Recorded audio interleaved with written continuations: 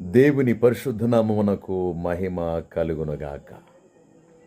మిత్రులారా, అందరూ బాగున్నారా? మీ నిమిత్తం నేను ప్రార్థిస్తూ ఉన్నాను, దేవుని స్తుతిస్తున్నాను. అలాగే నా కొరకు, ముఖ్యంగా పరిచర్య కొరకు, నా కుటుంబం కొరకు ప్రార్థించవలసిందిగా మనవి చేస్తున్నాను. మంచిది, దేవుని వాక్యం కొద్ది నిమిషాలు విందాం.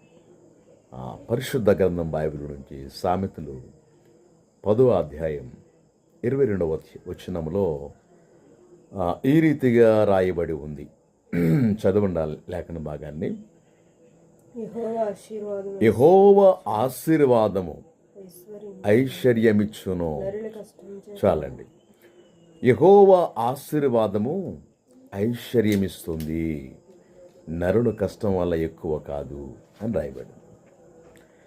128వ కీర్తన 1వ వచనంలో చెప్తున్నాడు, దేవుని వాక్యం తెలియజేస్తుంది, యెహోవా యందు భయభక్తులు కలిగి ఆయన త్రోవలందు నడిచేవారందరూ ధన్యులు. నిశ్చయముగా నీవు నీ చేతుల కష్టార్జితం అనుభవించుదువో అని రాయబడింది.